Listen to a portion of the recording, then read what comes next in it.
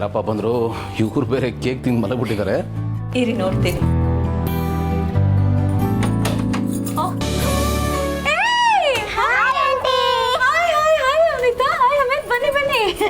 ನಮ್ಮನೆ ವೆಲ್ಕಮ್ ಮಾಡ್ತಿದ್ದೀರಾ? Hi darling.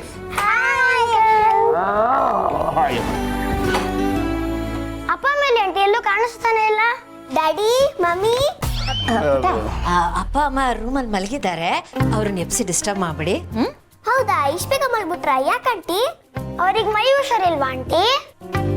ಹ್ಞೂ ಕಣ, ಹುಷಾರಿರಲಿಲ್ಲ, ಅದಕ್ಕೆ ರೆಸ್ಟ್ ತಗೊಳ್ಳಿ ಅಂತ ನಾವೇ ಮಲಗಿಸ್ತೀವಿ. ಇಬ್ರಿಗೂ ಹುಷಾರಿಲ್ವಾ ಒಟ್ಟಿಗೆ? ಹ್ಞೂ ಪುಟ್ಟ, ಅದು ಅಮ್ಮನಿಗೆ ತಲೆನೋವು, ಅಪ್ಪಂಗೆ ಅಪ್ಪನಿಗೂ ತಲೆನೋವು, ಇಬ್ಬರಿಗೂ ತಲೆನೋವು ಬಂದ್ಬಿಟ್ಟಿದೆ. ನೀವಿಬ್ರು ಹೋಗಿ ಫ್ರೆಶ್ ಅಪ್ ಆಗಿ ಊಟ ಮಾಡೋಂತೆ.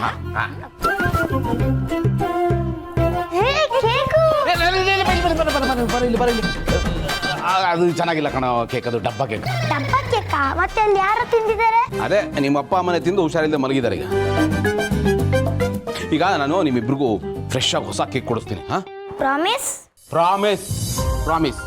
ಬನ್ನಿ, ನಿಮ್ಮಿಬ್ರಿಗೂ ಡ್ರೆಸ್ ಚೇಂಜ್ ಮಾಡಿ ನಾನೇ ರೆಡಿ ಮಾಡಿ ಕರ್ಕೊಂಡ್ಬರ್ತೀನಿ. ಬನ್ನಿ.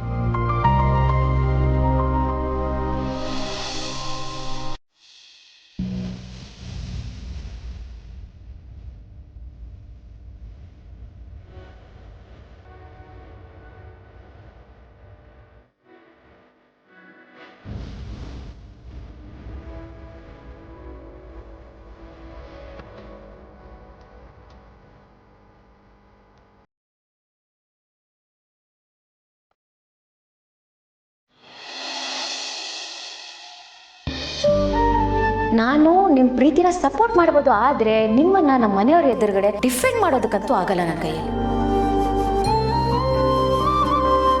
ಹಲೋ ಭಾವಂತಮ್ಮ, ಅವಾಗಿಂದ ನೋಡ್ತಾ ಇದ್ದೀನಿ, ಏನು ಯೋಚನೆ ಮಾಡ್ಕೊಂಡು ನಿಂತಿದ್ದೀರಾ? ಟೈಮ್ ಆಯ್ತು, ಮನೆಗೆ ಡ್ರಾಪ್ ಮಾಡಲ್ವಾ?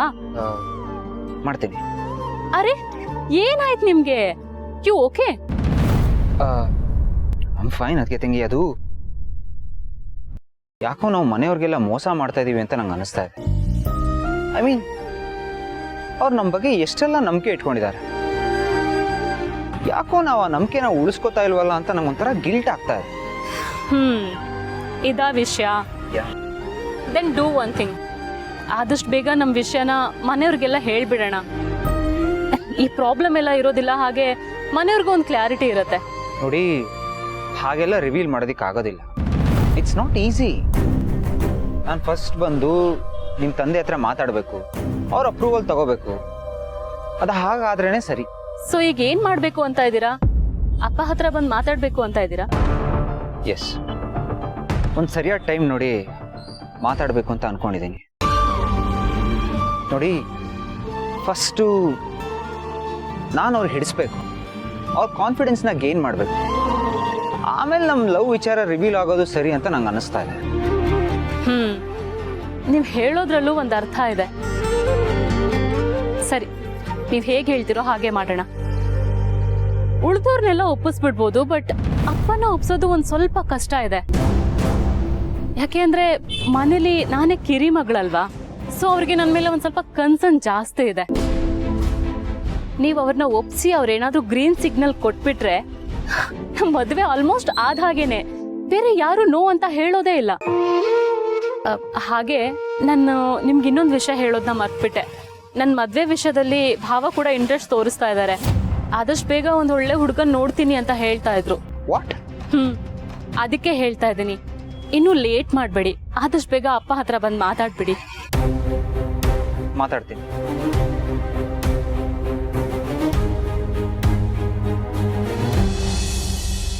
ಇಬ್ರು ಕಣ್ಣು ಮುಚ್ಕೊಂಡು ಚೆನ್ನಾಗಿ ನಿದ್ದೆ ಮಾಡಿ. ಮಲ್ಕೋಬೇಕಾ? ಕತೆ ಹೇಳಿದ್ರೆ ಮಾತ್ರ ನಾನು ಮಲ್ಗೋದು. ಕತೆನಾ? ಸರಿ, ಹೇಳ್ತೀನಿ, ಮಲ್ಕೊಳ್ಳಿ. ಯಾಕಂತ ಹೇಳಿ, ಒಂದು ಊರಲ್ಲಿ. ಅಯ್ಯೋ ಬೇಡ ಬೇಡ ಬೇಡ, ಆ ಕತೆ ಅಂತ ಹೇಳ್ಬೇಡಿ, ನಮ್ಗೆ ಬೋರಿಂಗ್ ಅಂದ್ರೆ ಬೋರಿಂಗ್ ಕತೆ ಅದು. ಆಂಟಿ ಆಂಟಿ ನೀವ್ ಹೇಳಿ ಆಂಟಿ ಕತೆನಾ? ನಾನಾ? ಹೌದು. ಸರಿ, ಯಾವ ಕತೆ ಹೇಳಿ? ನೀವು ಆಮೆ ಮತ್ತೆ ಮೊಲ ಕತೆ ಕೇಳಿರ್ತೀರಲ್ಲ? ಹೌದು, ಕೇಳಿದೀವಿ. ಆದ್ರೆ ಆನೆ ಮತ್ತೆ ಮೊಲ ಕತೆ ಕೇಳಿದ್ದೀರಾ? ಆನೆ ಮತ್ತೆ ಮೊಲ ಕತೆನಾ? ಕೇಳೇ ಇಲ್ಲ, ಹೇಳಿ ಆಂಟಿ ಹೇಳಿ ಆಂಟಿ. ಓಕೆ. ಒಂದಾನೊಂದು ಕಾಲದಲ್ಲಿ ಒಂದೂರಲ್ಲಿ ಒಂದು ಆನೆ ಇತ್ತು. ಆ ಆನೆ ದೊಪ್ಪಗೆ ನಿಮ್ಮ ಅಂಕಲ್ ಥರ ಇತ್ತು. ಮತ್ತೆ ಮೊಲ ನಂತರ ಮುದ್ದಾಗಿತ್ತು. ಏನು ಹೇಳ್ತಾ ಇದ್ರಿ? ಕಥೆ ಹೇಳ್ತಿದ್ದೀನಿ, ಇನ್ನೇನು. ಮುಂದಕ್ಕೆ ಹೇಳಿ ಆಂಟಿ. ಹಾ, ಆನೆಗೆ ಇಷ್ಟುದ್ದ ಸೊಂಡ್ಲಿತ್ತು, ಅಂದ್ರೆ ಮೂಗು. ಆ ಮೂಗಿನ ತುದಿ ಮೇಲೆ ಯಾವಾಗ್ಲೂ ಕೋಪ ಇರೋದು, ಏನು ಅನ್ನಂಗಿಲ್ಲ, ಕೊರ್ರಂತಿತ್ತು. ಏನು ಮೊಲನೂ ಕಡಿಮೆ ಇಲ್ಲ, ನೋಡಕ್ಕಷ್ಟು ಮುದ್ದಾಗಿತ್ತು, ಭಾಳ ಡೇಂಜರಸ್ಸು. ಏನು ಮಾತೆತ್ತಂಗಿಲ್ಲ, ಬರೀ ವಾದ ಜಗಳ ಇಷ್ಟೇ. ಆ ಆನೆ ಇದೆಯಲ್ಲ, ಅದಕ್ಕೆ ಎಷ್ಟು ದೊಡ್ಡ ಹೊಟ್ಟೆ ಇತ್ತು ಗೊತ್ತಾ? ಇಷ್ಟು ದೊಡ್ಡ ಹೊಟ್ಟೆ ಇತ್ತು. ಇಷ್ಟು ದೊಡ್ಡದಾ? ಅಷ್ಟೇ ಅಲ್ಲ, ಮೈ ತುಂಬಾ ಕೊಬ್ಬು ತುಂಬಿತ್ತು. ಬರೀ ಕೊಬ್ಬು ತೋರ್ಸೋ ಕೆಲಸನೇ ಅದಕ್ಕೆ. ಮೊಲಕ್ಕೂ ಕೊಬ್ಬೇನು ಕಡಿಮೆ ಇರಲಿಲ್ಲ ಪುಟ್ಟ, ಟನ್ಗಟ್ಲೆ ಇತ್ತು, ಗೊತ್ತಾಗ್ತಾ ಇರಲಿಲ್ಲ ಅಷ್ಟೇ. ಕೊಬ್ಬು ಎಷ್ಟಾದ್ರೂ ಇರ್ಲಿ ಅಂಕಲ್, ನೀವು ಮುಂದಕ್ಕೆ ಹೇಳಿ ಆಂಟಿ. ಆಮೇಲೆ ಏನಾಯ್ತು ಅಂದ್ರೆ, ಮೊಲಕ್ಕೂ ಆನೆಗೂ ಮದುವೆ ಆಗೋಯ್ತು.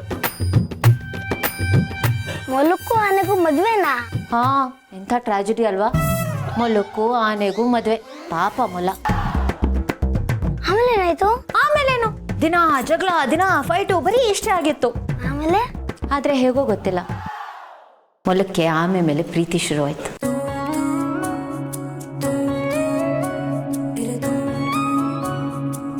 ಆನೆಗೂ ಪ್ರೀತಿ ಇತ್ತು, ಆದ್ರೆ ತೋರಿಸ್ಕೊತಾ ಇರ್ಲಿಲ್ಲ. ಇಷ್ಟಾದ್ರೂ ಕೊಬ್ಬಲ್ವಾ ಅದಕ್ಕೆ?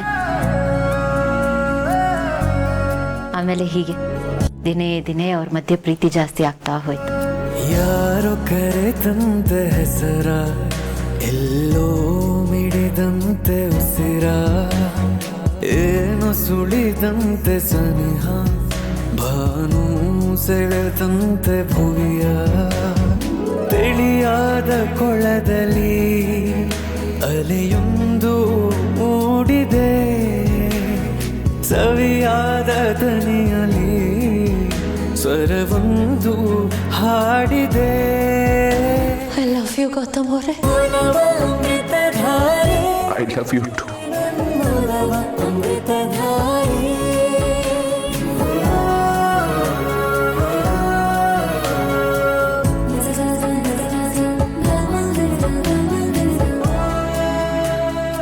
ಕಡೆಗೂ ಮಕ್ಕಳು ಮಲ್ಕೊಂಡ್ರು. ಮಕ್ಕಳಿಗೆ ಕಥೆ ಅರ್ಥ ಆಗಿರುತ್ತೆ ಅಂತ ಅನ್ಕೋತೀರಾ? ಏ ಅದು ಹೇಗ್ರಿ ಸಾಧ್ಯ? ಮೊಲ ಆನೆ ಇದಿಷ್ಟು ಮಾತ್ರ ಅರ್ಥ ಆಗಿರುತ್ತೆ. ನಂಗೂ ಅರ್ಥ ಆಯ್ತು, ನೀವು ಆನೆ ನೀವು ಮೊಲ.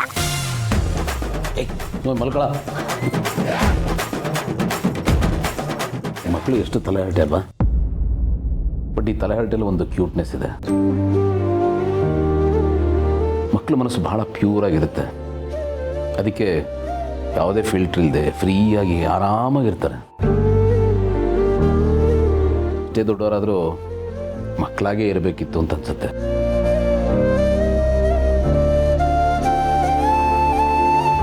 ನನಗೆ ಮಕ್ಕಳಂದ್ರೆ ಭಾಳ ಇಷ್ಟ. ಈ ಮಕ್ಕಳನ್ನೇ ಎಷ್ಟು ಪ್ರೀತಿ ಮಾಡೋ ನೀವು, ನಮಗ್ ಮಕ್ಕಳಾದ್ರೆ ಇನ್ನೆಷ್ಟು ಪ್ರೀತಿ ಮಾಡಲ್ಲ.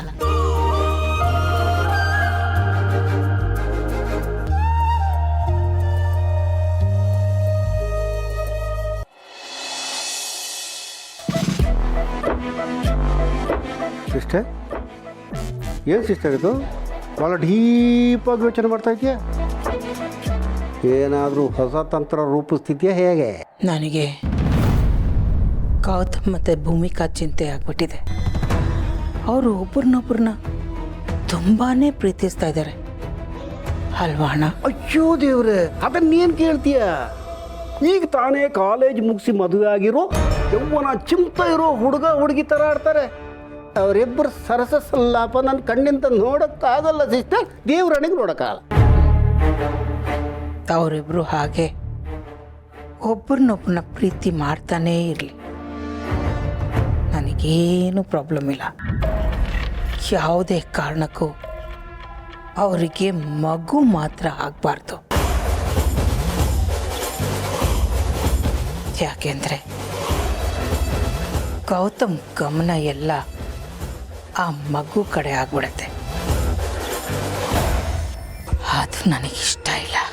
ನೀನು ಹೇಳೋದೇನೋ ಸರಿ, ಆದರೆ ರೆಕಾರ್ಡ್ಸ್ ಎಲ್ಲ ತೆಗೆದು ನೋಡಿದಾಗ ನಾವು ಬಿಟ್ಟು ಬಾಣ ನಮಗೇ ಬಂದು ಬ್ಯಾಕ್ ಫೈರ್ ಆದ ಉದಾಹರಣೆಗಳು ಜಾಸ್ತಿ ಅಲ್ವ ಸಿಸ್ಟರ್?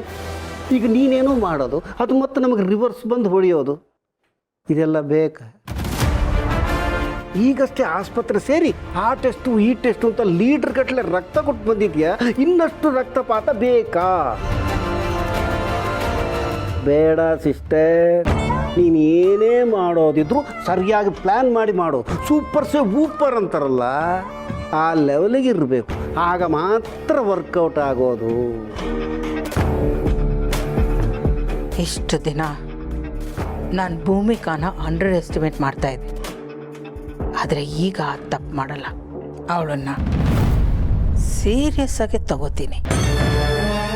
ಈ ಸಲ ನಾನು ಮಾಡಿರೋ ಪ್ಲ್ಯಾನ್ ನಾನೇ ಮಾಡಿದ್ದೀನಿ ಅಂತ ಗೊತ್ತಾಗಬಾರ್ದು, ಹಾಗೆ ಮಾಡ್ತೀನಿ. ಯಾವುದೇ ಕಾರಣಕ್ಕೂ ಭೂಮಿಕಾಗೆ ಮಗು ಆಗಬಾರ್ದು. ನಮ್ಮ ವಂಶದ ಕುಡಿ ಅವಳ ಹೊಟ್ಟೆಯಲ್ಲಿ ಬೆಳಿಬಾರ್ದು.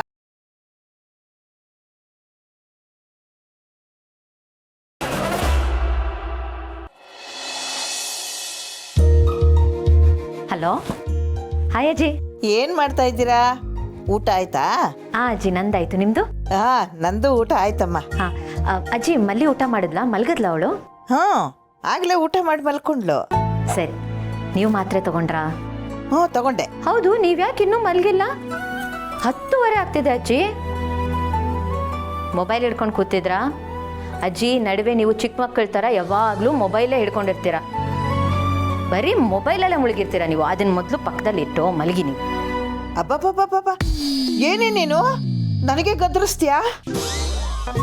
ಅಜ್ಜಿ, ಐ ಆಮ್ ರಿಯಲಿ ಸಾರಿ, ನಾನು ಗದರ್ತಿಲ್ಲ.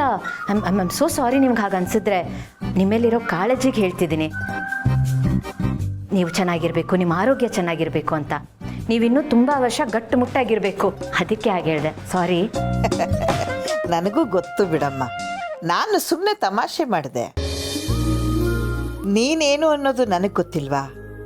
ದೊಡ್ಡವ್ರಿಗೆ ಗೌರವ ಕೊಡೋದನ್ನ ನಿನ್ನನ್ನು ನೋಡಿ ಕಲಿಬೇಕು. ಯಾರು ಬೇಕಾದರೂ ತಪ್ಪು ಮಾಡ್ಬೋದು, ಆದರೆ ನೀನು ಮಾತ್ರ ಅಪ್ಪಿ ತಪ್ಪಿನೂ ತಪ್ಪು ಮಾಡಲ್ಲ ಅನ್ನೋ ನಂಬಿಕೆ ನನಗಿದೆ. ಅಯ್ಯೋ ಅಜ್ಜಿ, ತುಂಬ ದೊಡ್ಡ ಮಾತು, ಹಾಗೆಲ್ಲ ಏನೂ ಇಲ್ಲ. ಏನು ಅಷ್ಟೊಂದೇನಿಲ್ಲ. ನಿನ್ನ ಬಗ್ಗೆ ಎಷ್ಟು ಹೇಳಿದ್ರು ಅದು ಕಡಿಮೆನೆ. ಸರಿ, ನೀವು ಮಲ್ಕೊಳ್ಳಿ, ನಾನು ಮಲಗ್ತೀನಿ. ಓಕೆ ಅಜ್ಜಿ, ಗುಡ್ ನೈಟ್.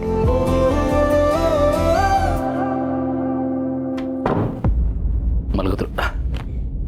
ಮಕ್ಕಳಂದ್ರೆ ಅಷ್ಟಿಷ್ಟನಾ ನಿಮಗೆ? ಅಫ್ಕೋರ್ಸ್, ನಾನು ಆಗಲೇ ಹೇಳಿದ್ನಲ್ಲ, ಮಕ್ಕಳಂದ್ರೆ ಯಾರಿಗೆ ಇಷ್ಟ ಆಗಲ್ಲ ರೀ. ಅವರು ನೋಡ್ತಾ ಇದ್ರೆ ಒಂಥರ ಹುಮ್ಮಸ್ಸು, ಎನರ್ಜಿ ಎಲ್ಲ ಬರುತ್ತೆ. ಈ ಪ್ರಪಂಚನ ಒಂದು ಗಾರ್ಡನ್ ಅಂತ ಅಂದ್ಕೊಂಡ್ರೆ ಆ ಮಕ್ಕಳೆಲ್ಲ ಪುಟ್ಟು ಹೂಗಳು. ಅವರೇ ನಮ್ಮ ಇಡೀ ಪ್ರಪಂಚ, ನಮ್ಮ ಜೀವನನ ಸುಂದರವಾಗಿಸೋದು, ಕಲರ್ಫುಲ್ ಮಾಡೋದು. ಪ್ರತಿಯೊಬ್ಬರಿಗೂ ಮಕ್ಕಳು ಅಂದ ತಕ್ಷಣ ಒಂದಷ್ಟು ಸೆಂಟಿಮೆಂಟ್ಸ್ ಅಟ್ಯಾಚ್ ಆಗಿರುತ್ತೆ. ನನಗಂತೂ ಮಕ್ಕಳು ಅಂತ ಇದ್ದಾಗೆ ಒಂದಷ್ಟು ಸೆಂಟಿಮೆಂಟ್ಸ್ ಇದೆ. ನನ್ನ ಜನ್ರೇಷನ್ನಲ್ಲಿ ನಮ್ಮ ಮನೇಲಿ ಹುಟ್ಟೋ ಮೊದಲನೇ ಮಗು ನಮ್ಮ ಅಪ್ಪನೇ ಅನ್ನೋದು ನನ್ನ ನಂಬಿಕೆ. ಈಗ ನಮ್ಮ ಜಯದೇವ್ ಮಗು ಆಗುತ್ತಲ್ಲ, ಅದು ನಮ್ಮ ಅಪ್ಪನೇ ಅನ್ನೋ ಬಲವಾದ ನಂಬಿಕೆ ನನಗೆ. ನೀವು ನೋಡ್ತಾ ಇರಿ, ಆ ಮಗುನ ನಾನು ತಲೆ ಮೇಲೆ ಹೊತ್ಕೊಂಡು ತಿರುಗ್ತೀನಿ, ಕೆಳಗಡೆ ಕಾಲಿಡಕ್ಕೆ ಬಿಡಲ್ಲ. ನಿಮಗಿದೆಲ್ಲ ಅತಿರೇಕ ಅನ್ನಿಸ್ಬೋದು, ಬಟ್ ಇದು ನನ್ನ ನಂಬಿಕೆ, ನನ್ನ ಸೆಂಟಿಮೆಂಟ್ಸ್ಗೆ ಸಂಬಂಧಪಟ್ಟಿದ್ದು. ಮಕ್ಕಳು ಅಂದರೆ ಅಷ್ಟೊಂದು ಇಮೋಷನಲ್ ನಾನು. ನೀವು ಬೇರೆಯವ್ರ ಮಕ್ಕಳನ್ನೇ ಇಷ್ಟು ಪ್ರೀತಿಸ್ತೀನಿ ಅಂತೀರಾ, ಇನ್ನು ನಮಗೆ ಮಗು ಆದರೆ ಇನ್ನೆಷ್ಟು ಪ್ರೀತಿ ಮಾಡ್ಬೋದು ನೀವು? ಅದನ್ನೆಲ್ಲ ನೆನೆಸ್ಕೊಂಡ್ರೇ ಖುಷಿ ಆಗುತ್ತೆ.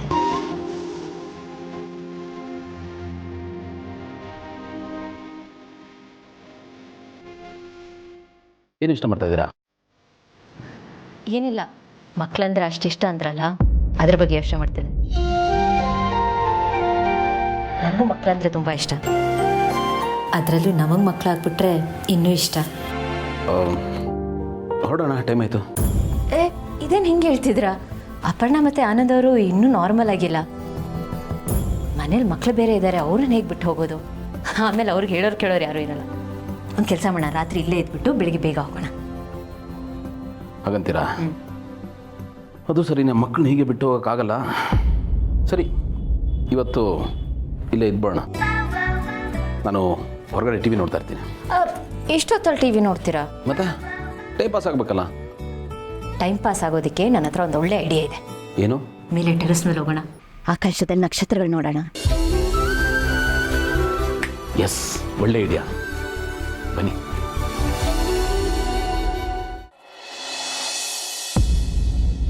ನಮ್ಮ ವಂಶದ ಕುಡಿ ಅವಳ ಹೊಟ್ಟೆಯಲ್ಲಿ ಬೆಳಿಬಾರದು. ಇದು ಬರೀ ನನ್ನ ಪ್ರಶ್ನೆ ಅಲ್ಲ, ನನ್ನ ಮಕ್ಕಳ ಭವಿಷ್ಯದ ಪ್ರಶ್ನೆ ಕೂಡ. ಓ, ಇದ ನಿನ್ನ ಆಲೋಚನೆ. ಗೌತಮ್ಗೆ ಮಕ್ಕಳಾಗಲಿಲ್ಲ ಅಂದರೆ ಅವನಿಗೆ ವಾರಸ್ದಾರರೇ ಇರಲ್ಲ ಅಂತ ಅರ್ಥ. ಸರಿ, ಇದನ್ನು ನಿಂಗೆ ಹೆಂಗೆ ಅಚೀವ್ ಮಾಡ್ತೀಯ? ಅಲ್ಲ, ನೀನು ಏನೇ ಮಾಡೋದಿದ್ರು ಎಕ್ಸ್ಟ್ರಾ ಕೇರ್ ತಗೊಂಡು ಮಾಡಿಸುತ್ತೆ. ಇದು ನನ್ನ ಕಡೆಯಿಂದ ನಿನಗೊಂದು ಕಿವಿ ಮಾತು, ಕನ್ಸರ್ನ್. ನೀನೇನು ಯೋಚನೆ ಮಾಡಬೇಡಣ. ಸೈಲೆಂಟ್ ಕಿಲ್ಲರ್ ಥರ ಸೈಲೆಂಟಾಗಿ ಕೆಲಸ ಮುಗಿಸ್ತೀನಿ. ಅವಳಿಗೆ ಮಗು ಆಗದೆ ಇರೋ ಥರ ನಾನು ನೋಡ್ಕೋತೀನಿ. ಅದಕ್ಕೆ ಅಂತಾನೆ ಒಂದು ಔಷಧಿ ಇದೆ, ಅದನ್ನು ಕೊಟ್ಟರೆ ಅವಳಿಗೆ ಮಗು ಆಗೋದೇ ಇಲ್ಲ. ಏನು ಔಷಧಿನ? ಹೂವಣ್ಣ, ಕೆಟ್ಟದಕ್ಕೆ ಒಳ್ಳೆಯದಕ್ಕೆ ಎಲ್ಲದಕ್ಕೂ ಔಷಧಿ ಇದೆ. ಅದನ್ನು ಯಾವಾಗ ಹೇಗೆ ಬಳಸಬೇಕು ಅನ್ನೋದು ಮಾತ್ರ ಗೊತ್ತಿರಬೇಕು ಅಷ್ಟೆ. ನೋಡ್ತಾ ಇರು, ಈ ಸಲ ನಾನು ಕೊಡೋ ಡೋಸ್ ಹೇಗೆ ವರ್ಕ್ ಆಗತ್ತೆ ಅಂತ.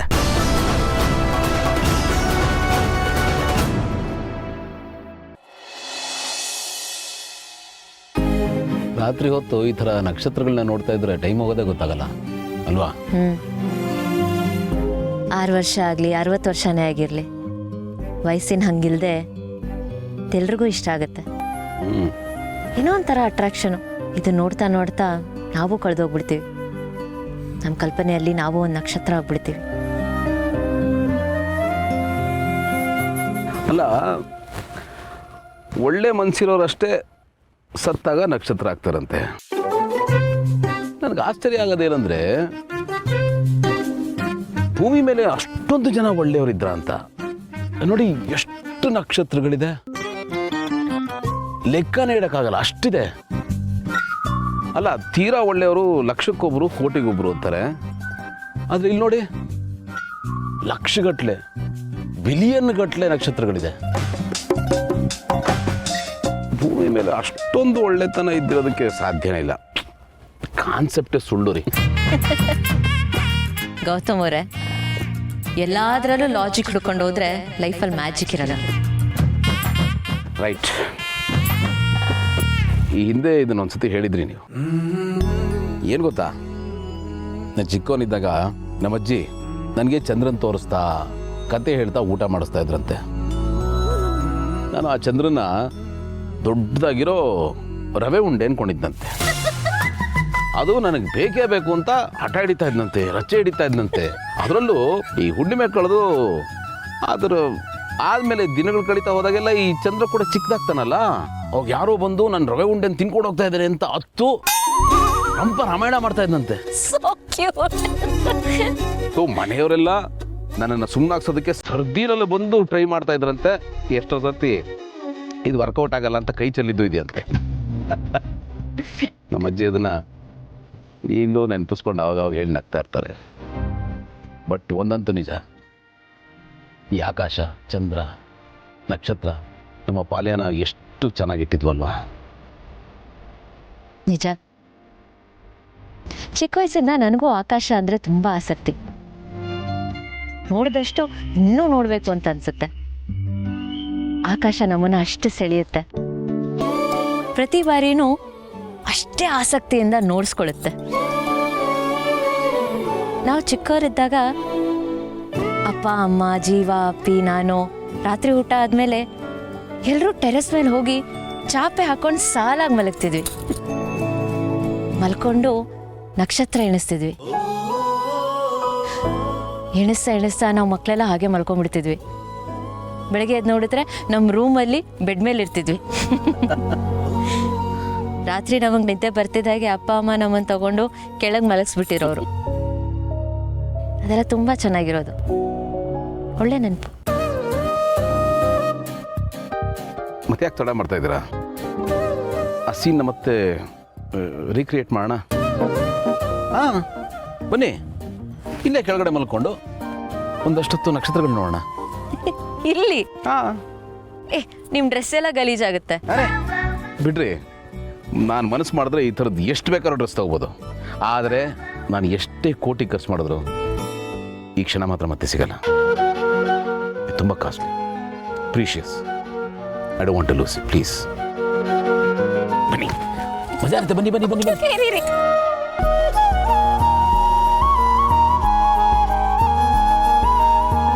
ಹಾ ರೆಡಿ, ಕಮ್. ಹುಷಾರು.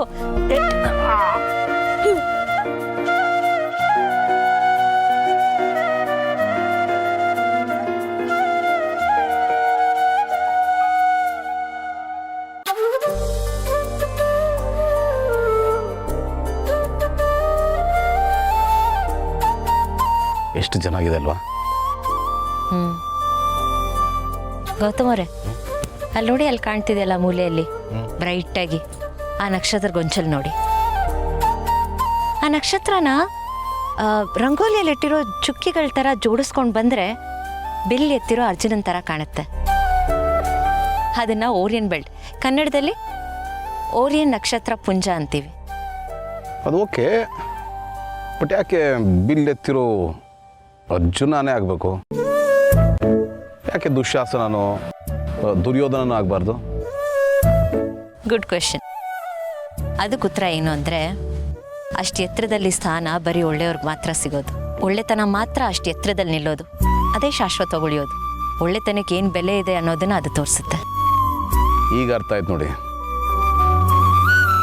ಸತ್ತವರು ನಕ್ಷತ್ರ ಆಗ್ತಾರೆ ಅಂತ ಹೇಳ್ತಾರಲ್ಲ, ಅದು ಯಾಕೆ ಅಂತ. ಕಾನ್ಸೆಪ್ಟ್ ಏನು ಅಂತ ಹೇಳಿದ್ರೆ, ಒಳ್ಳೆ ಮನುಷ್ಯರು ಸತ್ತರೂ ಕೂಡ ಅವರು ನಕ್ಷತ್ರದ ಥರ ಮನಸ್ಸಿನಲ್ಲಿ ಉಳಿತಾರೆ ಅಂತ. ನಕ್ಷತ್ರನೇ ಆಗ್ಬಿಡ್ತಾರೆ ಅಂತಲ್ಲ.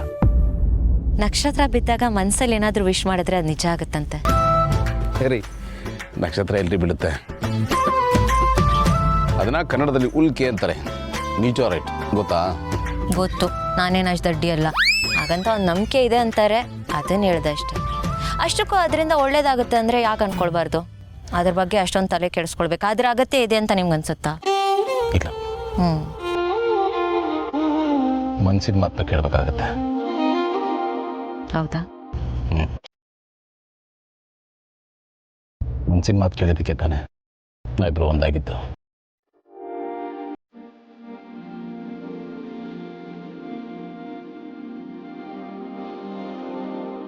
ಆ ಜೋಡಿ ನಕ್ಷತ್ರ ಥರ.